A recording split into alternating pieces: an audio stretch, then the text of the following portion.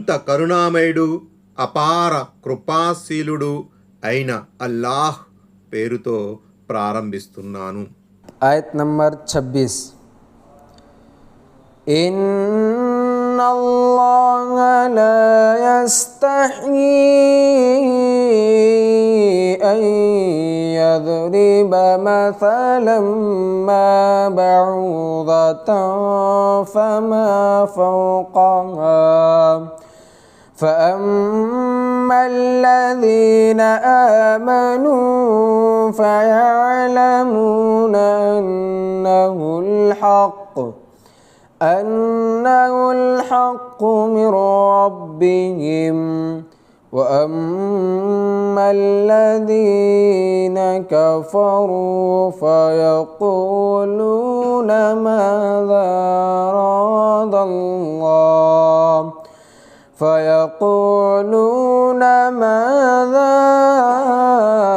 أراد الله بهذا مثلا يضل به كثيرا ويهدي به كثيرا وما يضل به إلا الفاسقين. ఆయత number 26. నిశ్చయంగా అల్లాహ్ దేనిని ఉపమానంగా చెప్పడానికి సిగ్గుపడడు. కడకు దోమ అయినా సరే, దానికన్నా అల్పమైన వస్తువు అయినా సరే, విశ్వసించిన వారు మాత్రం దీన్ని తమ ప్రభు తరపు నుంచి వచ్చిన సత్యమని భావిస్తారు. కానీ అవిశ్వాసులు ఈ ఉపమానం ద్వారా ఇంతకీ అల్లాహ్ ఏమి చెప్పదలుచుకున్నాడు అని అంటారు. ఈ విధంగా ఆయన దీని ద్వారానే ఎంతో మందిని అపమార్గం పట్టిస్తాడు, మరెంతో మందిని సన్మార్గం పైకి తీసుకువస్తాడు. అయితే దీని ద్వారా ఆయన అపమార్గానికి లోను చేసేది అవిధేయులను మాత్రమే.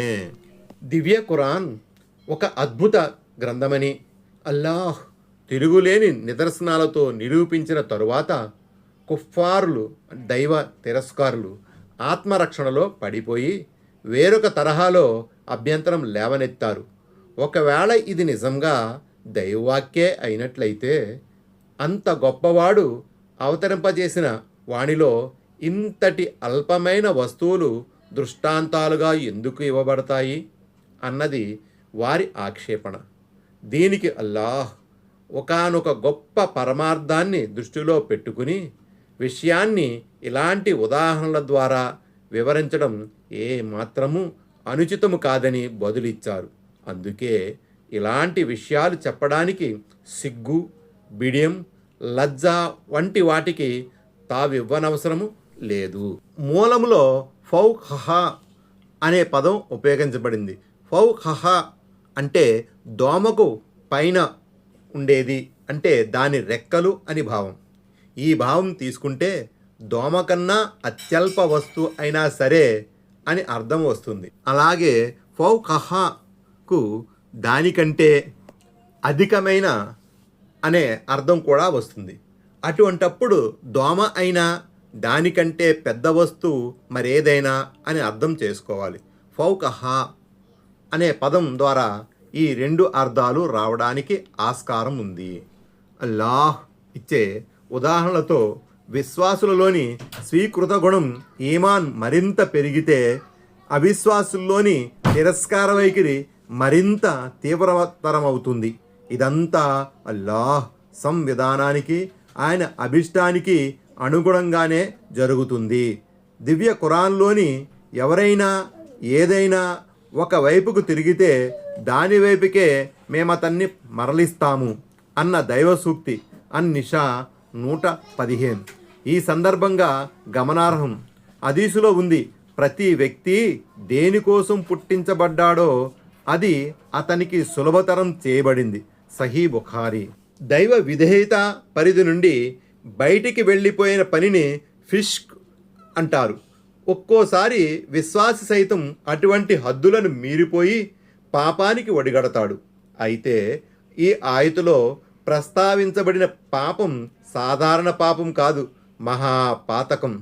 అవిశ్వాసి మాత్రమే అటువంటి పాతకానికి ఫిష్కు పాల్పడతాడు. వచ్చే ఆయుతులో అవిశ్వాసుల లక్షణాలు సూచించబడ్డాయి. आयत नंबर 27 الذين ينقضون عهد الله من بعد ميثاقه ويقطعون ما أمر الله به أن يوصل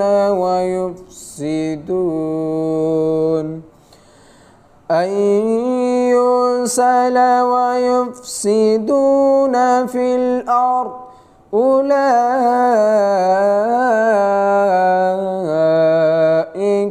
هم الخاسرون. ఆయత్ నంబర్ 27. వీరు ఎలాంటి వారంటే అల్లాహ్తో చేసిన దృఢమైన ప్రమాణాన్ని భంగపరుస్తారు. అల్లాహ్ కలిపి ఉంచమని చెప్పిన వాటిని త్రెంచివేస్తారు. భూమిలో చెడుగును వ్యాపింపజేస్తారు. వీరే అసలు నష్టాన్ని పొందేవారు. ఖుర్ఆన్ వ్యాఖ్యాతలు అహద్ అనే పదానికి అనేక భావార్థాలు వివరించారు.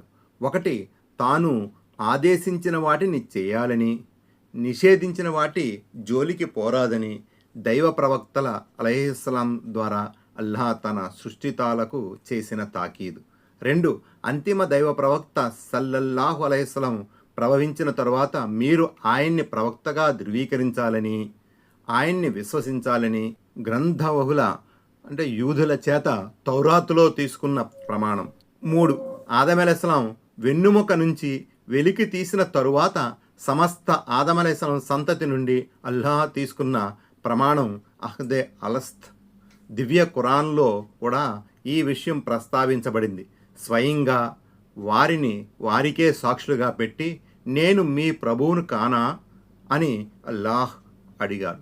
దానికి వారు ఎందుకు కావు, నిస్సందేహంగా నీవే మా ప్రభువు, దీనికి మేము సాక్షులుగా ఉన్నాము అని అన్నారు. అల్ అరాఫ్ 172. వాగ్దాన భంగం అంటే అర్థం చేసిన భాషను నిర్లక్ష్యం చేయడం. ఇబ్నే కసీర్, ఏనాటికైనా నష్టపోయేది దైవాజ్ఞల్ని ఉల్లంఘించి భూమిలో విచ్చలవిడిగా వ్యవహరించేవారే. దైవానికి కానీ దైవ ప్రవక్తలకు కానీ దైవ మార్గం వైపుకు పిలిచే వారికి దాయీలకు కానీ వాటిల్లే నష్టం ఏమీ ఉండదు. आयत नंबर 28 कैफ तकफुरून बिल्लाहि व कुंतुम अम्वातन फअह्याकुम ثم يميتكم ثم يحييكم ثم إليه ترجعون. ఆయత్ నంబర్ 28. మీరు అల్లాహ్ ఎడల తిరస్కార వైఖరికి ఎలా ఒడిగట్టగలరు? చూడబోతే నిర్జీవులుగా ఉన్న మీకు ఆయనే ప్రాణం పోశాడు. మరి మీ ప్రాణం తీసేవాడు, తిరిగి మిమ్మల్ని బ్రతికించేవాడు కూడా ఆయనే. ఆ తరువాత మీరు ఆయన వైపుకే మరలించబడతారు. ఈ ఆయతులో 2 మరణాల 2 జీవితాల ప్రస్తావన ఉంది. మొదటి మరణం అంటే ఉనికి లేనిదని అర్థం. మొదటి జీవితం అంటే తల్లి కడుపు నుంచి వచ్చి మరణం సంభవించేదాకా బ్రతికి ఉండడం అన్నమాట. తరువాత మృత్యు వస్తుంది. తరువాత పరలోక జీవితం మొదలవుతుంది. ఈ జీవితాన్నే అవిశ్వాసులు, ప్రళయదిన తిరస్కారులు త్రోసిపుచ్చుతున్నారు.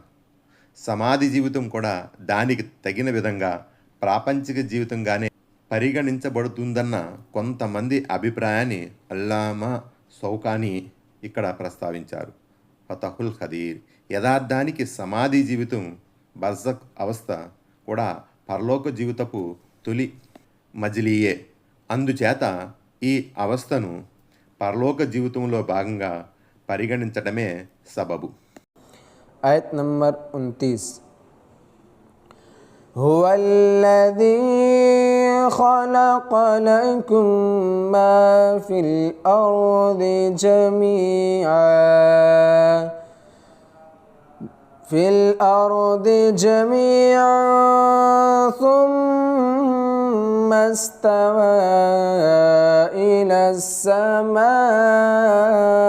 فسواهن سبع سماوات وهو بكل شيء عليم. ఆయత నంబర్ 29. ఆయనే మీకోసం భూమిలో ఉన్న సమస్త వస్తువులను సృష్టించాడు. తరువాత ఆకాశం వైపుకు ధ్యానాన్ని మరల్చి తగు రీతిలో సప్తాకాశాలను నిర్మించాడు. ఆయన అన్నీ తెలిసినవాడు. భూమిలోని వస్తువులన్నీ ప్రాణుల కొరకు ధర్మసమ్మతమైనవేనని దీని ఆధారంగా పేర్కొనడమైనది. ఏదైనా వస్తువు నిషిద్ధము అని మూలము అంటే ఖురాన్ హదీసుల ద్వారా నిరూపితమైతే తప్ప దాన్ని హరాంగా భావించరాదు. అది హలాలుగానే భావించబడుతుంది. ఫతహుల్ ఖదీర్. సల్ఫ్లోని కొందరు ఆకాశం వైపుకు అధిరోహించాడు అని తర్జుమా చేశారు. సహీ బుఖారీ. అల్లాహ్ ఆకాశాలపైకి ఎక్కడం, అర్ష్ అనే సింహాసనాన్ని అధిష్ఠించడం, భూమండలానికి చేరువలోనున్న ఆకాశంపైకి దిగి రావడం, ఇవన్నీ అల్లాహ్ గుణగణాలుగానే చెప్పబడ్డాయి. వక్రభాష్యాలు చెప్పకుండా ఖురాన్ హదీసుల్లో పేర్కొనబడిన విధంగా ఈ విషయాలన్నిటినీ విశ్వసించడం అనివార్యం. ఖురాన్ హదీసులు కూడా ఈ మేరకే నొక్కి ఒక్కాణిస్తున్నాయి. దీని ద్వారా బోధపడుతున్న మొదటి విషయం, ఆకాశం అనేది ఒక అర్థం చేసుకోగలిగే వస్తువు. దాని ఉనికి ఉంది. అది వాస్తవికమైనది. కేవలం ఎత్తునే ఆకాశంగా ఈ వాక్యంలో పరిగణించడం జరగలేదు. అరబీలో సమా లేక సుమువున్ అంటే ఎత్తు, పైన ఉండేది అనే అర్థాలు వస్తాయి. దీన్ని చూసుకొని కొందరు ఇక్కడ సమా అంటే ఆకాశం కాదు, కేవలం ఎత్తు, అల్లా ఎత్తుకు అధిరోహించాడు అని భాష్యం చెప్పారు. కానీ ఆ తర్వాత సవ్వాహున్న ఆయన వాటిని తగిన రీతిలో నిర్మించాడు అన్న వాక్యం వారి ఈ అభిప్రాయాన్ని ఖండిస్తుంది. రెండో ముఖ్య విషయం ఏమిటంటే ఈ ఆకాశాలు సంఖ్య 7. హదీస్ ప్రకారం 2 ఆకాశాల మధ్య గల అంతరం 500 ఏండ్ల ప్రయాణానికి సమానం. ఇక భూమి గురించి ఖురాన్లో ఇలా ఉంది, భూమి కూడా ఆకాశాల వంటిదే. తలాక్ 12. దీన్ని బట్టి భూముల సంఖ్య కూడా 7 విదితమవుతుంది. మహాప్రవక్త సల్లల్లాహు అలైహి వసల్లం వారి ఈ ప్రవచనం ద్వారా కూడా దీనిని సమర్థన లభిస్తుంది. ఎవరైతే అన్యాయంగా ఒకరికి చెందిన జానెడు భూమిని కబళిస్తాడో అతనికి అల్లాహ్ ప్రళయ దినాన 7 భూముల గుదిబండను తొలగిస్తాడు. సహీ బుఖారీ. ఆకాశం కంటే ముందు భూమండలం సృష్టించబడిందన్న సంగతి కూడా ఈ ఆయత్ ద్వారా తెలుస్తుంది. అయితే అన్నాజియాత్ సూరాలో ఆకాశం గురించి చెప్పబడిన తరువాత ఇలా అనబడింది, దాని తరువాత ఆయన భూమిని పరిచాడు. భూమిని మొదటే సృష్టించినప్పటికీ దాన్ని చదును చేసే సానుకూలంగా తీర్చిదిద్దే ప్రక్రియ ఆకాశాల నిర్మాణం తరువాత జరిగిందన్నది దీని భావం కావచ్చు. ఫతహుల్ ఖదీర్. మరిన్ని వివరాల కోసం హామ్ మీమ్ సజ్దా సూరాలోని తాత్పర్యం చూడండి.